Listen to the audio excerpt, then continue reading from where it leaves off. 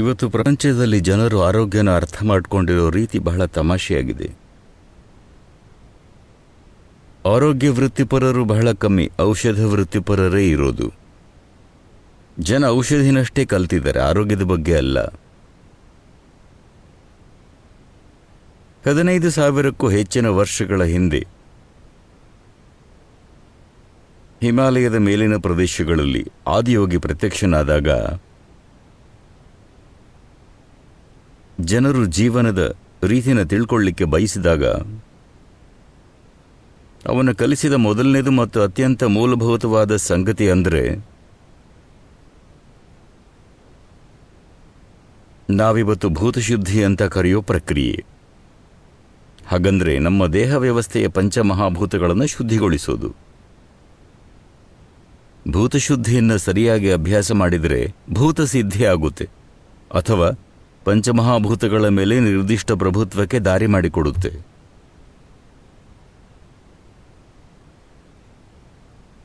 ಈ ತಿಳುವಳಿಕೆ ಬರೋದರ ಮೂಲ ಅಂದರೆ, ನೀವು ಕಟ್ಟಡ ಕಟ್ಟಬೇಕಂದ್ರೆ ನೀವು ಕಟ್ಟಡದ ಸಾಮಗ್ರಿಗಳ ಬಗ್ಗೆ ಸರಿಯಾದ ಕಾಳಜಿ ತಗೋಬೇಕು.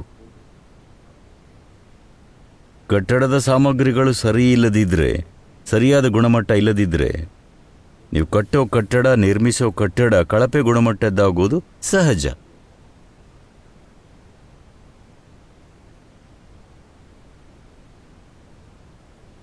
ಇವೆಲ್ಲ ಯೋಗಕ್ಷೇಮದ ಕುರಿತಾದ ತಂತ್ರಗಳು. ಯಾಕಂದರೆ ನಾವು ದೇಹನೇ ಜೀವನದಲ್ಲಿ ಎಲ್ಲಾನು ಅಂತ ಪರಿಗಣಿಸಲಿಲ್ಲ. ನಾವು ಯಾವಾಗಲೂ ದೇಹನ ಸಮಯ ಬಂದಾಗ ಬಿಟ್ಟು ಹೋಗೋ ಒಂದು ವಸ್ತುವಾಗಿ ಕಂಡಿದ್ದೀವಿ. ನಮ್ಮ ಯೋಗಕ್ಷೇಮದ ಕಲ್ಪನೆ ಜೀವನದ ಭೌತಿಕತೆಗೆ ಸೀಮಿತವಾಗಿರಲಿಲ್ಲ. ಹಾಗಾಗಿ ಗಮನ ಯಾವಾಗಲೂ ಆಂತರಿಕ ಯೋಗಕ್ಷೇಮದ ಮೇಲಿತ್ತು. ಇದು ಸ್ವಾಭಾವಿಕವಾಗಿಯೇ ಮನುಷ್ಯರ ದೈಹಿಕ ಸ್ವಾಸ್ಥ್ಯಕ್ಕೆ ಕಾರಣವಾಗುತ್ತೆ.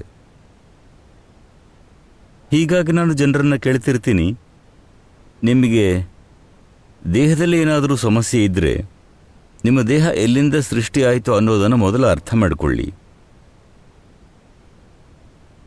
ನೀವು ಬಾಳೆಹಣ್ಣನ್ನು ತಿಂದರೆ ಅದು ಒಳಕ್ಕೆ ಹೋಗಿ ಮನುಷ್ಯ ಜೀವಿ ಆಗುತ್ತೆ. ಆದ್ದರಿಂದ ಇಲ್ಲಿ ಒಂದು ನಿರ್ದಿಷ್ಟ ಮಟ್ಟದ ಬುದ್ಧಿವಂತಿಕೆ, ಸಾಮರ್ಥ್ಯ ಮತ್ತು ಯೋಗ್ಯತೆ ಇದೆ. ಅದರಿಂದಲೇ ಬಾಳೆಹಣ್ಣನ್ನು ಮನುಷ್ಯ ಜೀವಿಯಾಗಿ ಪರಿವರ್ತಿಸೋ ಶಕ್ತಿ ಇದೆ. ಆ ಮಟ್ಟದ ಬುದ್ಧಿವಂತಿಕೆ ಮತ್ತು ಸಾಮರ್ಥ್ಯ ಇಲ್ಲಿದೆ. ಈ ದೇಹದ ಸೃಷ್ಟಿ ಒಳಗಿಂದಲೇ ಆಗುತ್ತೆ. ಈ ದೇಹ ಒಳಗಿನಿಂದ ಸೃಷ್ಟಿಯಾಗಿರುವಾಗ ಈ ದೇಹದ ಸೃಷ್ಟಿಯ ಮೂಲವೇ ನಮ್ಮೊಳಗಿದೆ ಅನ್ನೋದು ನಮಗೆ ಗೊತ್ತಿರುವಾಗ, ನಿಮಗೆ ರಿಪೇರಿ ಮಾಡೋ ಸಂದರ್ಭ ಬಂದರೆ ನೀವು ಸೃಷ್ಟಿಕರ್ತನ ಹತ್ರ ಹೋಗ್ತೀರೋ ಅಥವಾ ಸಮೀಪದ ಮೆಕ್ಯಾನಿಕ್ ಹತ್ರನೋ? ಹೆಚ್ಚಿನ ಜನ ಸಮೀಪದ ಮೆಕ್ಯಾನಿಕ್ ಹತ್ರ ಹೋಗೋದನ್ನು ಆರಿಸ್ಕೋತಾ ಇದ್ದಾರೆ. ಇದನ್ನು ಅವರು ಮಾಡಬೇಕಂತ ಮಾಡ್ತಾ ಇಲ್ಲ, ಅವರಿಗೆ ಸೃಷ್ಟಿಕರ್ತನ ಜೊತೆ ಸಂಬಂಧ ತಪ್ಪಿ ಹೋಗಿದೆ. ಆಂತರಿಕ ಯೋಗಕ್ಷೇಮದ ತಂತ್ರಜ್ಞಾನಕ್ಕೆ ಅಗತ್ಯವಾದಂತಹ ಭೌತಿಕವಾದ ಮತ್ತು ಮಾನವತೆಯ ಸೌಕರ್ಯಗಳು ಕಳೆದ 200-300 ವರ್ಷಗಳಲ್ಲಿ ದುರದೃಷ್ಟವಶಾತ್ ಅತಿಕ್ರಮಣದ ಆಡಳಿತದಲ್ಲಿ ಅಳಿಸಿ ಹೋಗಿವೆ. ಎಲ್ಲೆಲ್ಲಿ ನಾಗರಿಕತೆ ನೆಲೆಗೊಳ್ಳುತ್ತೋ ಅಲ್ಲೆಲ್ಲ ಔಷಧಗಳು ಬೆಳೀತಿದ್ವು, ಮತ್ತೆ ಜನ ಅದರ ಉಪಯೋಗ ಪಡಿಬಹುದಿತ್ತು. ಅವರಿಗೆ ಅಂಗಡಿಗೆ ಹೋಗಿ ಅದನ್ನು ಖರೀದಿ ಮಾಡಬೇಕಾಗಿರಲಿಲ್ಲ. ಅವರಿಗೆ ಬೇರೆ ಯಾರೋ ಚಿಕಿತ್ಸೆ ನೀಡೋ ಅವಶ್ಯಕತೆ ಇರಲಿಲ್ಲ. ಯಾಕಂದರೆ ತಮಗೇನು ಮಾಡ್ಕೋಬೇಕು ಅನ್ನೋದ್ರ ಜ್ಞಾನ ಹೆಚ್ಚಿನ ಜನರಿಗಿತ್ತು.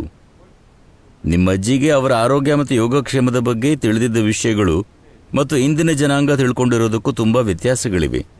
ಇವತ್ತಿನ ಜನರು ಪ್ರತಿಯೊಂದಕ್ಕೂ ಯಾವುದಾದ್ರೂ ಮಾತ್ರೆ ಅಥವಾ ಇಂಜೆಕ್ಷನ್ ಅಥವಾ ಮತ್ತೇನಾದರೂ ತಗೋತಾರೆ. 50 ವರ್ಷದ ಅವಧಿಯಲ್ಲಿ ಏನೆಲ್ಲ ಬದಲಾಗಿದೆ. ನಾನು 20 ವರ್ಷದವನಿರಬೇಕು, ಆಗೊಂದು ಘಟನೆ ನಡೀತು.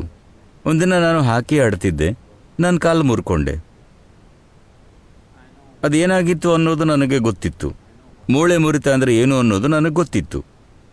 ಯಾಕಂದರೆ ಆಗಲೇ ನಾನು ಬಹಳಷ್ಟು ಸಲ ಮುರ್ಕೊಂಡಿದ್ದೆ.